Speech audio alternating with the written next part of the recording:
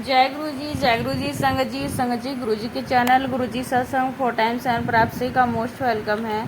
संगत जी आज हम गुरु जी की पुरानी संगत मधु गावा आंटी जी का सत्संग लेके आए हैं, जो सत्संग के माध्यम से गुरु जी की ब्लेसिंग, गुरु जी की चमत्कार जो गुरु जी से मिली है उनके बारे में डिस्कस किया है, और हम गुरु जी की सभी संगत तक गुरु जी की ब्लेसिंग को पहुंचाया है। इसके लिए गुरु जी का और मधु गावा आंटी जी का लख लख कोटि कोटि बार शुक्राना है। संगत जी अगर आप भी अपना सत्संग शेयर करना चाहते हैं तो वीडियो के नीचे डिस्क्रिप्शन बॉक्स में व्हाट्सएप लिंक मिलेगा, वहां पर क्लिक करके अपना सत्संग शेयर कर सकते हैं गुरु जी के संगत परिवार के साथ। संगत जी गुरु जी के पावन मंत्र जाप से हम गुरु जी का शुक्राना सत्संग शुरू करते हैं। ओम नमः शिवाय शिव जी सदासाय, ओम नमः शिवाय गुरु जी सदासाय, ओम नमः शिवाय शिव जी सदासाय, ओम नमः शिवाय गुरु जी सदासाय। जय गुरु जी, शुक्राना गुरु जी। संगत जी गुरु जी का जन्मदिन आ रहा है 7 जुलाई को, तो गुरु जी के जन्मदिन पर कोशिश कीजिए आपके आसपास अगर सत्संग होता है, वहाँ से अगर आपको इनविटेशन आता है तो ये गुरु जी का बुलावा होता है। आपके आसपास अगर मंदिर है तो गुरु जी का वहाँ पर जा सकते हैं, या आप अपने घर पर भी अपने गुरु जी का सत्संग कर सकते हैं। संगत जी भगवान शिव धरती पर गुरु जी के रूप में आए हैं और आप उनसे एम्पायर स्टेट मिल सकते हैं। ये शब्द संगत जी गुरु जी के एक भगत ने श्री गुप्ता जी से मैंने सुना था, जो हमारे घर आए हुए थे। मैंने एकदम सोचा भगवान तो हर जगह होते हैं, केवल एम्पायर स्टेट में ही क्यों। मैंने निश्चय किया कि मैं वहाँ नहीं जाऊंगी। संगत जी जब मैं वहाँ गई तो मेरी शंकाएं और बढ़ गई। गुरुजी एक लकड़ी के कैबिनेट पर जूते पहनकर बैठे हुए थे और 2 महिलाएं उनकी बाजुएं दबा रही थीं। मुझे बिल्कुल अच्छा नहीं लगा और मैं सोचने लगी कि यह मैं कैसी जगह पर आ गई हूँ। मैं चुपचाप बैठ गई और चाय प्रसाद आया तो मैंने वो भी नहीं लिया। संगत जी मुझे गुरुजी के संगत की ये बातें पता नहीं थी। चाय प्रसाद लेना, शब्द कीर्तन सुनना और लंगर करना। संगत जी जब मैं गुरुजी को और उन 2 महिलाओं को देखे जा रही थी और सोच रही थी कि इस बात का कोई विरोध क्यों नहीं कर रहा और कैसे सब मूर्ख बने हुए बैठे हैं, मैंने गुरुजी के पास जाकर उनसे बात करने की सोची, लेकिन तभी वह उठकर कमरे में अपने कपड़े बदलने के लिए चले गई। संगत जी फिर वह लौट कर अपनी गद्दी पर आकर बैठ गई। फिर से मैंने जाकर उनसे सवाल करने का सोचा, अगर आप सच में भगवान शिव हैं तो धरती पर इतने जुर्म क्यों होने देते हैं। मैं एक संगत दंपत्ति कपिल अंकल और आंटी के साथ बैठी हुई थी और मैं उनसे बोली कि हमें गुरुजी के पास जाकर के उनसे पूछना चाहिए। उन्होंने मुझे चुपचाप बैठे रहने को लिए कहा। मैं आग्रह करती रही पर वो नहीं माने। संगत जी मुझे नहीं समझ आ रहा था कि ये सब चुपचाप क्यों बैठे हुए हैं। अंत में मैं उठकर गुरुजी के पास गई। संगत जी मैंने गुरुजी से जाकर पूछा, आप कौन हैं। उन्होंने जवाब नहीं दिया और इशारे में मुझे चले जाने को कहा। मेरे पास उनसे पूछने के लिए इतने सारे सवाल थे संगत जी, लेकिन गुस्से में इशारे करके मुझे जाने को कहते रहे।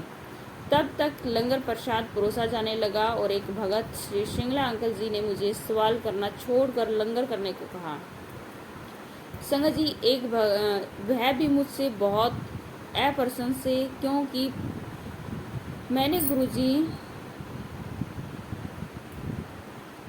भी मुझसे बहुत अप्रसन्न थे, परंतु बोले कि गुरुजी पहले से ही मेरे सवाल जानते थे। अब मुझे गुस्सा आ गया था। मैंने क्या अपराध किया था कि गुरुजी और उनके भगत दोनों मुझसे गुस्सा थे।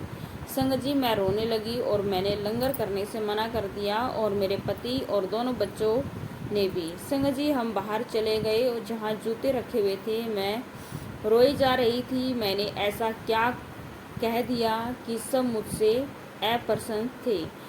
और तो और मैंने श्री सिंगला को उन महिला संगत जिनके साथ मैं आई थी को शिकायत करते हुए सुना कि वह कैसे लोग मंदिर में लेकर आ रहे हैं और लाने से पहले उनको मंदिर के बारे में क्यों नहीं बताया जाता।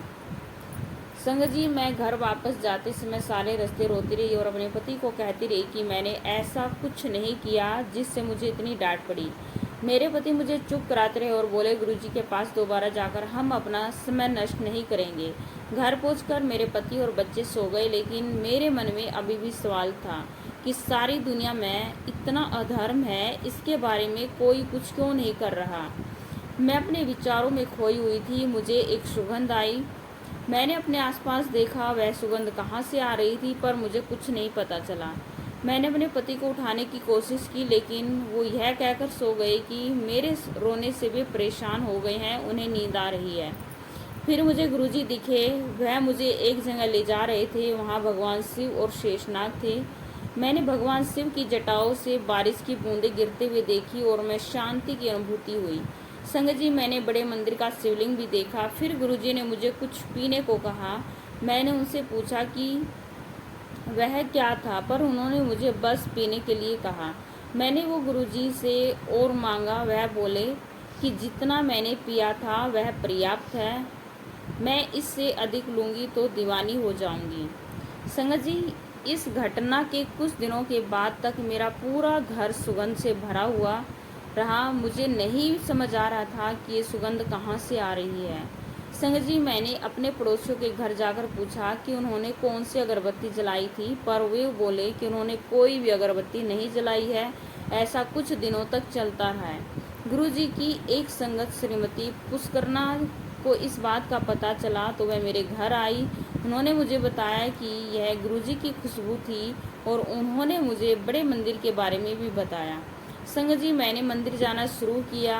मैं अपने सपने के बारे में सोचती, किंतु मुझे विश्वास नहीं हो रहा था कि मैंने क्या देखा था। एक दिन गुरुजी ने एक संगत जो मलेरकोटला में रहते थे, मास्टर जी के नाम से जाने जाते थे, उन्होंने बताया कि उन्होंने मुझे दर्शन दिए थे और अमृत पिलाया था। जब मैं बड़े मंदिर गई तो मास्टर जी मुझसे बोले कि गुरुजी मुझे याद कर रहे थे और गुरुजी ने उनको यह सब बताया है कि वो तो आपके स्वप्न में आए थे। उन्होंने मुझे ये भी बताया कि मुझे जो सुगंध आ रही थी वो गुरुजी की थी। अब मुझे विश्वास हो गया संगत जी कि गुरुजी शिव भगवान थे।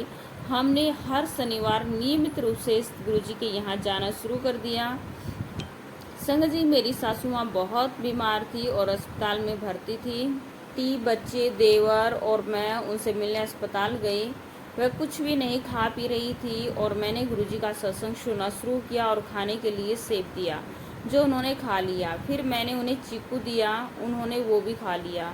मैं अपनी सास को बता रही थी कि गुरुजी भगवान है, सर्वव्यापी हैं। मेरी सास उदास थी और मैं उन्हें खुश करने की कोशिश बार बार बोल रही थी। संगत जी, गुरुजी अवश्य हमारे पास आएंगे। मैंने सेब और चीकू छीले थे और वो छिलके मेरे हाथ में थे और मेरी सास ने मुझे वो कूड़े के डब्बे में फेंकने के लिए कहा। मैं उनसे बोली क्योंकि गुरुजी को आना था, इसलिए मैं वह जगह गंदी नहीं करना चाहती थी और मैं छिलके कमरे से बाहर जाकर फेंकूंगी। मेरी सास आग्रह करती रही, किंतु मैं भी अड़ी रही कि मुझे जगह गंदी नहीं करनी है। तभी जहाँ हम बैठे थे मुझे गुलाब की एक पंखड़ी दिखाई दी। मैंने वो सबको दिखाई और बोली कि गुरुजी आए थे। सब आश्चर्यचकित थे। एक क्षण पहले वहाँ कुछ भी नहीं था, अचानक गुलाब की एक पंखड़ी कैसे प्रकट हो गई थी। ये है हमारे गुरुजी की ब्लेसिंग, हमारे गुरुजी की आशीर्वाद देने की। तो संगत जी, सत्संग कैसा लगा? आई होप अगर आपको सत्संग अच्छा लगा है तो अपने संगत परिवार के साथ ज़रूर शेयर कीजिए, ज़रूर साझा कीजिए। और गुरुजी के चैनल पर अगर आप नए हैं तो गुरुजी के चैनल को फॉलो कीजिए, सब्सक्राइब कीजिए और बेल आइकन को ऑन कीजिए। कमेंट सेक्शन में आप अपने सवाल, अपना क्वेश्चन लिख सकते हैं, टाइप कर सकते हैं। गुरुजी से 1 to 1 सीधा कनेक्शन बना सकते हैं। गुरुजी के स्वरूप के सामने बैठकर गुरुजी से बातें कर सकते हैं, जो भी आपकी परेशानी, दुख, दुविधा में आप फंसे हुए हैं। अगर सत्संग करते इसमें कोई भी भूल चूक गलती हो गई है तो गुरुजी, संगत जी, आप मुझे माफ़ कीजिएगा। जय गुरुजी, शुक्राना गुरुजी, शुक्राना शुक्राना।